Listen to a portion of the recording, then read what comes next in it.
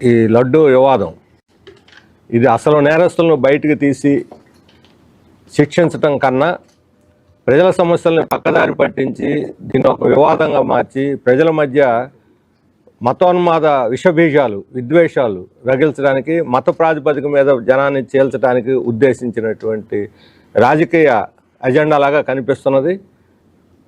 కూటమిలో ఉన్న పార్టీలు తెలుగుదేశం, జనసేన, బీజేపీలు పనిగట్టుకొని రోజు అదే పనిగా దీన్ని మాట్లాడటం, దానికి ప్రధాన ప్రతిపక్షంగా ఉన్న వైసీపీ దానికి సమాధానాలు ఇవ్వటం, లేకపోతే వాళ్ళు ఎదురుదాడి చేయటం, ఈ రకంగా ఈ రెండు కూటముల మధ్య రాజకీయ వ్యవహారం కింద మారిపోయింది. అసలు నిజాలు ఈరోజు మరుగున పడిపోతున్నాయి.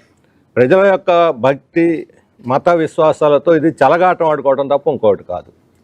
అవినీతికి పాల్పడ్డారు అని వాళ్ళు చెప్పేవాళ్ళు హిందువులే, దానికి నాయకత్వం వహించిన వాళ్ళు హిందువులే, అధికారంలో ఉన్నటువంటి వాళ్ళు హిందువులే. మరి ఎవరు దీనికి ఇందులో ఏంటి మతం యొక్క పాత్ర?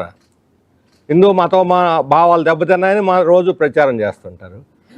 వాళ్ళని శిక్షించరు. పోనీ సిట్టు 3 అధికారుల మీద క్రమశిక్షణ చర్యలు తీసుకోమని మనదని సిఫార్సు చేశారని రాష్ట్ర ప్రభుత్వం చెప్పింది. దాని ఆధారంగా మేము చర్యలు తీసుకుంటున్నాం అన్నారు. ఈవో ప్రధాన బాధ్యతగా ఉన్నటువంటి ఈవో సింఘాల్ ఆయన్ని ట్రాన్స్ఫర్ చేసేసారు. ట్రాన్స్ఫర్ చేయడం శిక్ష ఎలా అవుతుంది, చర్య ఎలా అవుతుంది? అంటే ట్రాన్స్ఫర్ చేసి చేతులు దులిపేసుకున్నారు.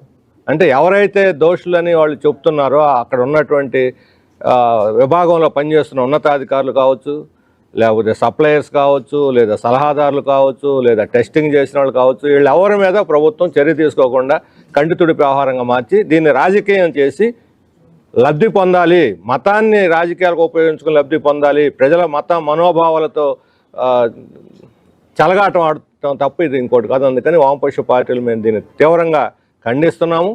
సిట్టు నివేదిక ఆధారంగా, సిట్టు అనేది ఏందో ఎవరికి తెలియదు, బ్రహ్మ పదార్థం.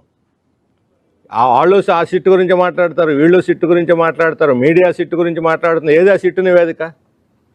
ఆ సిట్టు నివేదికను బట్టబయలు చేయండి. దాని ఆధారంగా ఎవరు తప్పు చేశారని అంటే వాళ్ళ మీద చర్యలు తీసుకోండి.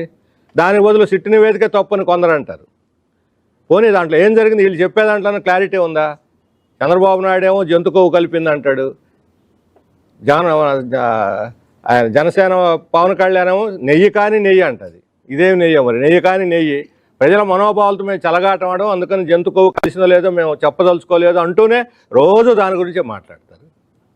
ఫారిన్ ఫ్యాట్ అంటే ఏమిటి? రసాయనాలు ఉన్నాయని కొందరు, లేదా ఇంకేయో కలిసాయి వెజిటబుల్ ఆయిల్ కలిసిందని ఇంకొందరు. బీజేపీ నాయకులు, జనసేన, తెలుగుదేశం వాళ్ళే చెబుతున్నారు. ఒకరు మాట్లాడడానికి పొంతం లేదు, ఒకరొకరు చెప్పేదానికి ఆధారం లేదు. కావాలని దీని ఒక రాజకీయ వాదం చేసి ప్రజల్ని, ఈరోజు ప్రజలు రేపు సమ్మె జరగబోతుంది, అఖిల భారత సమ్మె. ఈ లేబర్ కోడ్స్ మీద తీవ్రమైన ఆందోళన ఉంది. ఉపాధి హామీ ఉంటుందో పోతుందో ప్రజల్లో ఆందోళన ఉంది. విద్యుత్ ఛార్జీలు పెరిగిపోతున్నాయి. స్మార్ట్ మీటర్లు పెడుతుంటే దాన్ని ఎట్లా అడ్డుకోవాలని ఆందోళన. ఈ రకమైన అనేక సమస్యలతోటి జనం సతమతం అవుతుంటే, యూత్కు ఉద్యోగాలు లేక వాళ్ళ ఆందోళన పడుతుంటే, ఈ సమస్యలను పక్కదారి పట్టించి ప్రజలను చీల్చి ఉద్యమాలు బలహీనపరిచి వాళ్ళు నిరాటంకంగా వాళ్ళు అనుకునేటువంటి ప్రజల మీద దాడిని కొనసాగించడానికే ఈ లడ్డు వివాదాన్ని ఒక రాజకీయ అస్త్రంలాగా వాడుకుంటున్నారు. ప్రజల మత భావాలని రాజకీయాలకు వాడుకోవటం ఎట్టి పరిస్థితుల్లో కూడా వామపక్ష పార్టీలు అంగీకరించవు. దీనికి వ్యతిరేకంగా మేము ప్రజల్లోకి పోయి దోషుల్ని శిక్షించాలి, అసలు నేరస్తుల్ని శిక్షించి ప్రజా సమస్యల పరిష్కారానికి రేపటి నుంచి అసెంబ్లీ కూడా జరగబోతున్నది. మరి అసెంబ్లీలో ప్రజా సమస్యలు వస్తాయా?